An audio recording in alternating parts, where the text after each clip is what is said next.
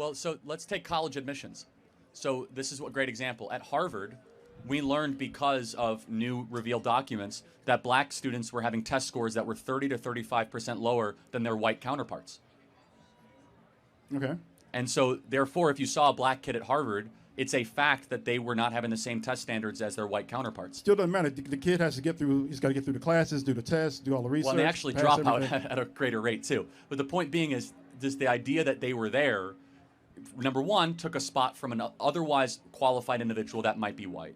And they were not there on the same merits. So what we want is the same rules for everybody. You're making the assumption that they're not qualified in order to get in. In order to even get there, It's not be the considered. assumption. It's the data. So, for example, it's literally at Harvard, you had kids with perfect SAT scores, perfect ACT scores that were white. So that makes a degree from Harvard worthless then.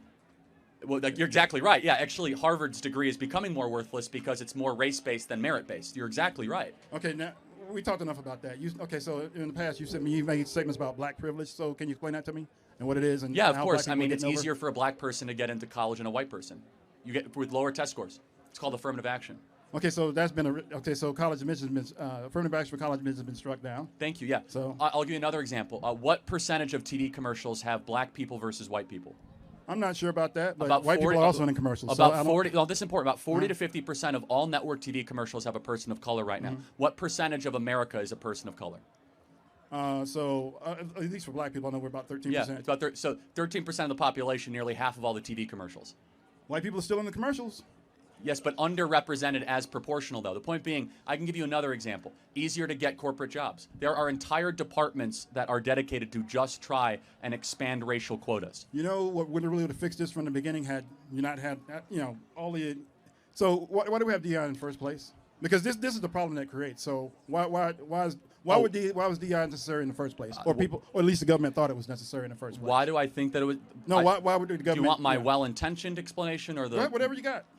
I mean, DEI was obviously about trying to destroy the excellence of the country and elevate racial tribal politics.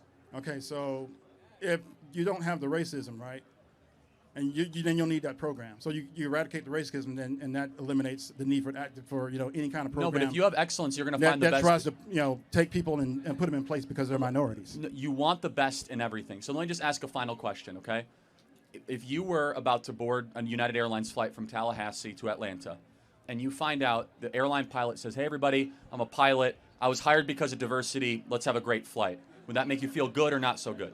No, but I know he's still got to be qualified in order to fly that aircraft. But he said, "I was hired because of diversity," and you're like, You still got to meet the standards in order to get into the cockpit.